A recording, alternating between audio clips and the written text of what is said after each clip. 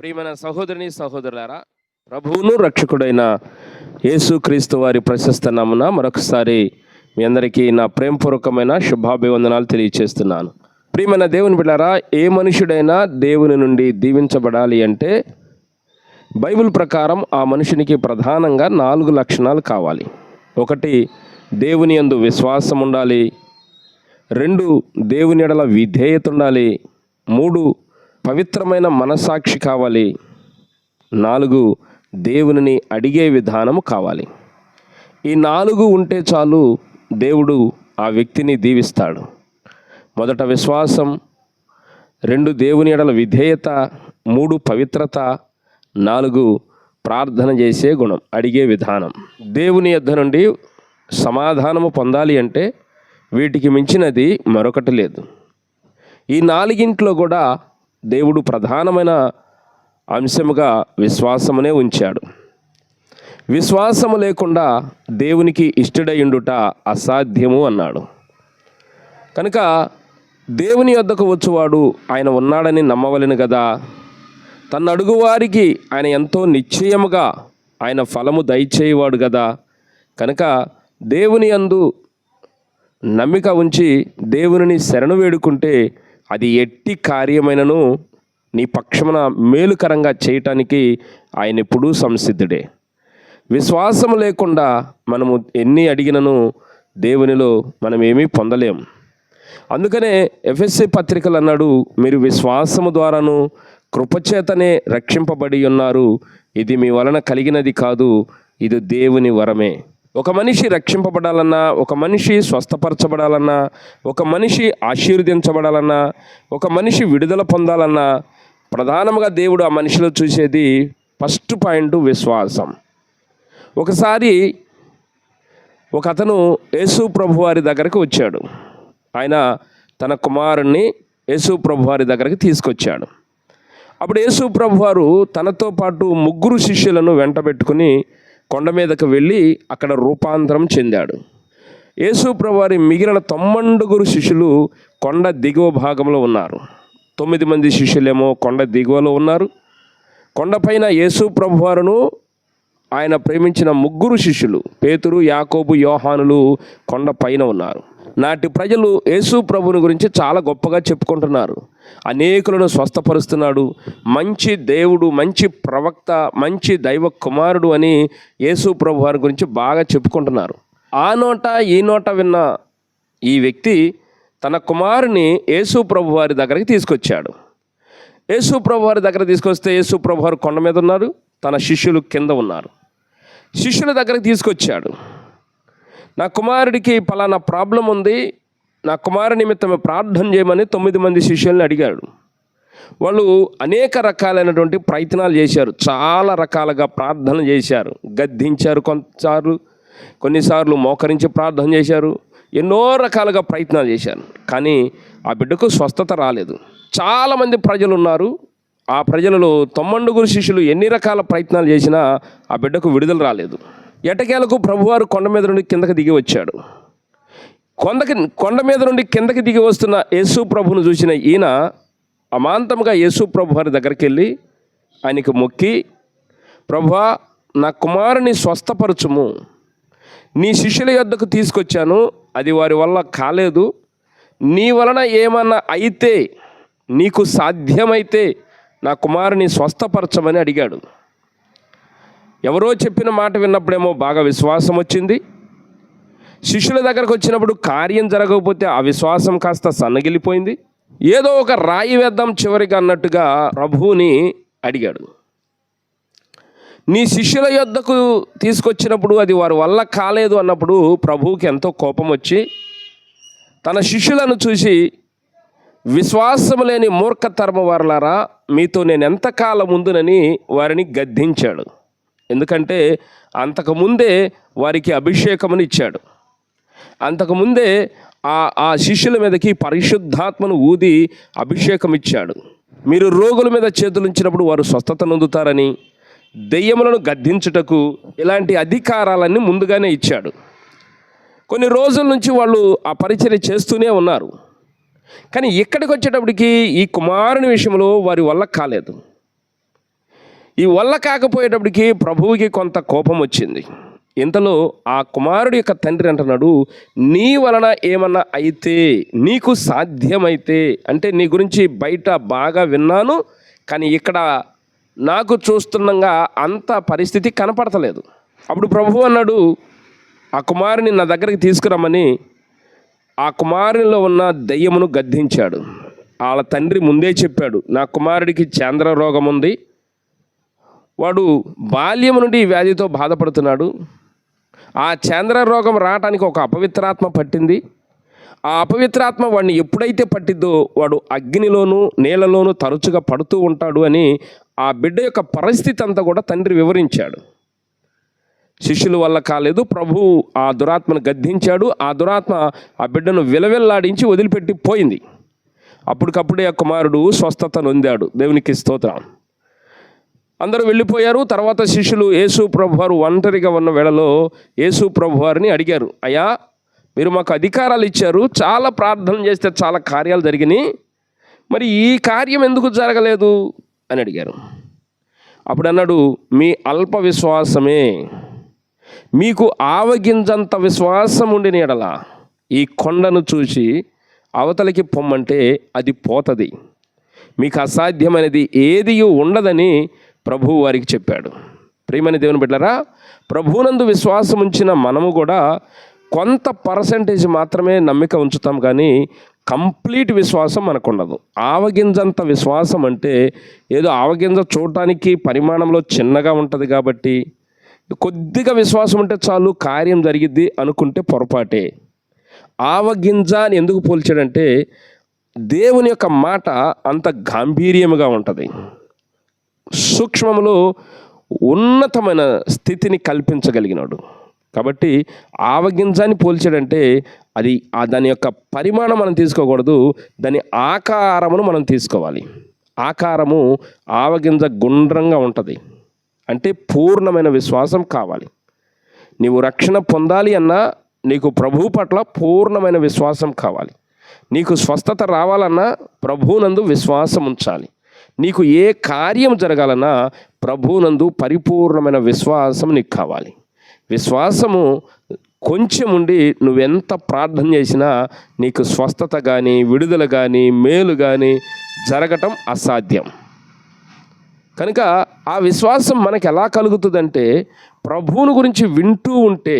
కాబట్టి దేవుని వాక్యమును వినటమే విశ్వాసం ఎలా పుట్టిద్ది అంటే మనము దేవుని వాక్యమును వింటూ ఉంటే, రోజు దేవుని వాక్యమును వింటూ ఉంటే మనలో ఉన్న జిజ్ఞాసను చూసి, మనలో ఉన్న ఆసక్తిని చూసి ప్రభువే మనలో విశ్వాసాన్ని కలిగిస్తాడు, ఆ విశ్వాసాన్ని అభివృద్ధి పరుస్తాడు. విశ్వాసమునకు కర్తయు దానిని కొనసాగించువాడనైనా యేసు వైపు చూచుచు ముందున్న పరుగు పందెములో ఓపికతో పరిగెడదామన్నట్టు మనము విశ్వాసము అభివృద్ధి కావాలంటే క్రీస్తుని గురించి వినాలి. ఆ రీతిగా వింటూ ఆయన యందు విశ్వాసములో బలపడుతూ మనకి ఇప్పుడు ఏమి కావాలంటే అది మనము దేవుని దగ్గర ప్రార్థన చేస్తే వాటన్నిటినీ మనకు అనుగ్రహిస్తాడు. ప్రియనేస్తమా, నీకున్న బాధ ఏమిటో, నీకున్న సమస్య ఏంటో, నీకున్న వ్యాధి కానీ రోగము కానీ బలహీనత కానీ భయము కానీ ఏమిటో, ఒకవేళ అప్పుల సమస్యల్లో ఉన్నావేమో, ఇవన్నీ నీ యొద్ద నుండి తొలగిపోవాలంటే దైవజనుల వెంబట తిరగటం ఆపేసి దేవుని యందు విశ్వాసం ఉంచి ఒక మంచి తోటలో నాటబడి దేవుని వాక్యమును వింటూ నీ విశ్వాసాన్ని వృద్ధిపరచుకుంటూ దేవుని యందు విధేయత కలిగి నడుచుకుంటూ ప్రార్థన చేయి. దేవుడు నిన్ను ఆశీర్వదిస్తాడు. నీ సమస్యలన్నిటినీ పోగొట్టి నీకు సంపూర్ణమైన విడుదల అనుగ్రహిస్తాడు. అట్టి కృప దేవుడు మీకు ఇచ్చునుగాక. కండ్లు మొద్దాం, ప్రాణ్యదాం. ప్రేమ నమ్మకమైన తండ్రి, కొన్ని విషయాలు మీరు మమ్మల్ని బలపరిచారు.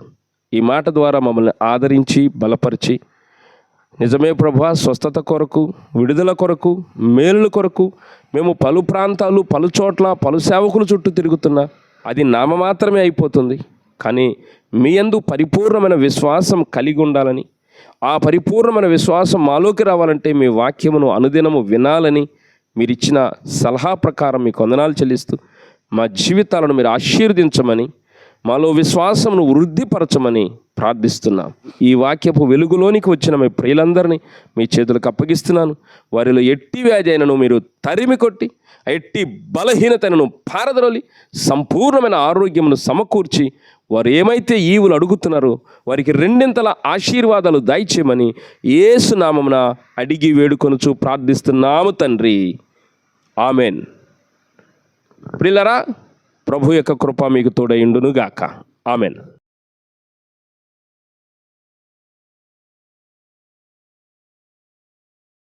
న్యాయాధిపతి నీవే నా యేసయ్యా, నా యేసయ్యా.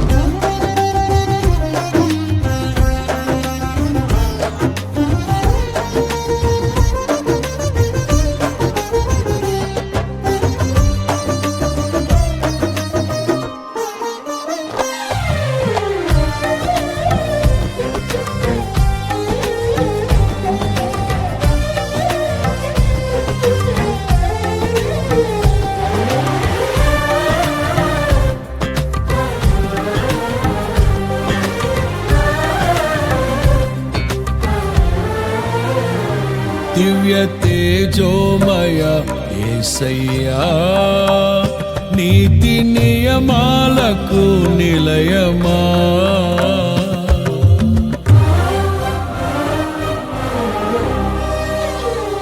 దివ్య తేజోమయ యేసయ్యా, నీతి నియమాలకు నిలయమా. నిన్ను నమ్ము నీ జనుల న్యాయాధిపతి నీవై నడిపితి విజయ ధ్వజముతో. నిత్యం నీకే నారాధన, నీవే నీవే నా స్తుతి కీర్తన. దివ్య తేజోమయ యేసయ్యా, నీతి నియమాలకు నిలయమా. నిన్ను నమ్ము నీ జనుల న్యాయాధిపతి నీవై నడిపితి విజయ ధ్వజముతో.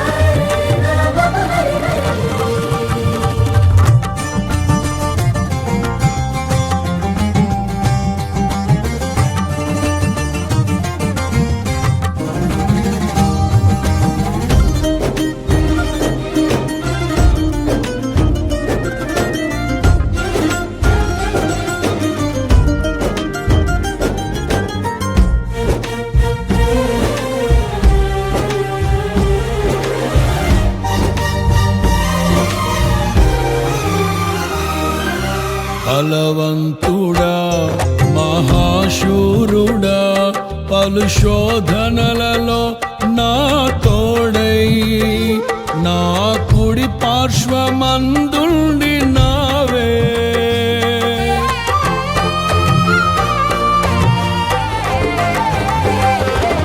నీ మహిమకై నీవేర్పరచిన నీ పాత్రగా నన్ను మార్చి నీవు నీ అనలేని ప్రేమను చూపితివి. నీవే నీవే నా విజయం, నాలో నీవే నీవే ఆనందం. నీవే నీవే నా విజయం, నాలో నీవే నీవే మహదానందం.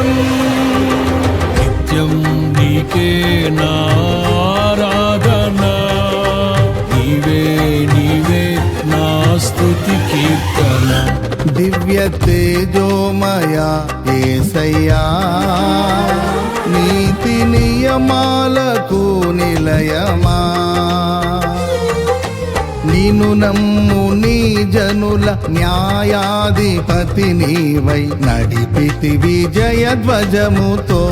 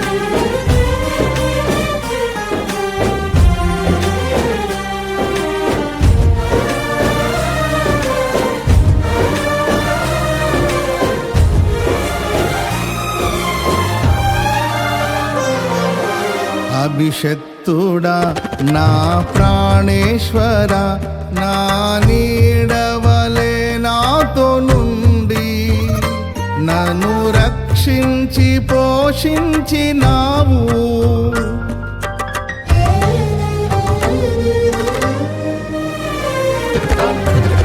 నేనెన్నడు నాకై ఆశించని నీ దీవెనలతో తృప్తి పరచి నన్నీ స్థితిలో నీవు నిలిపినావు. నీవే నీవే నా ప్రాణం, నాలో నీవే నీవే నా ధ్యానం. నీవే నీవే నా ప్రాణం, నాలో నీవే నీవే నా ధ్యానం. నిత్యం నీవే నా ఆరాధన, నీవే నీవే నా స్తుతి కీర్తన. దివ్య తేజోమయ యేసయ్యా, నీతి నియమాలకు నిలయమా. నిన్ను నమ్ము నీ జనుల న్యాయాధిపతి నీవై నడిపితి విజయ ధ్వజముతో.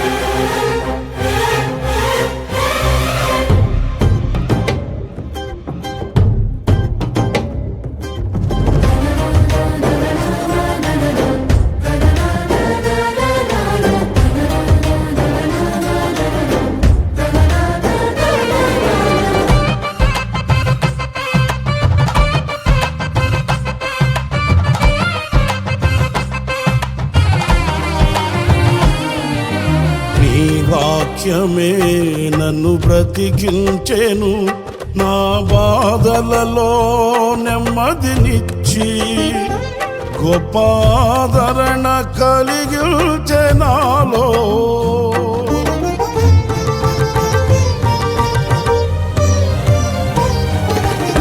మన్నైనది మన్నైపోవునని నన్ను జీవాత్మతో నింపి నీవు నీ రూపుగా నన్ను మార్చినావే. నిత్యం నీతో నడుపుటకు నీవు నాలో నాతో ఉన్నావే. నిత్యం నీతో నడుపుటకు నీవు నాలో నాతో ఉన్నావే. నిత్యం నీవే నా ఆరాధన, నీవే నీవే నా స్తుతి కీర్తన. దివ్య తేజోమయ యేసయ్యా, నీతి నియమాలకు నిలయమా, నిన్ను నమ్ము నీ జనుల న్యాయాధిపతి నీవై నడిపితివి జయధ్వజముతో. నిత్యం నీకే నా ఆరాధన, నీవే నీవే నా స్తుతి కీర్తన. దివ్య తేజోమయ యేసయ్యా, నీతి నియమాలకు నిలయమా, నిన్ను నమ్ము నీ జనుల న్యాయాధిపతి నీవై నడిపితివి జయధ్వజముతో. నిత్యం నీకే నా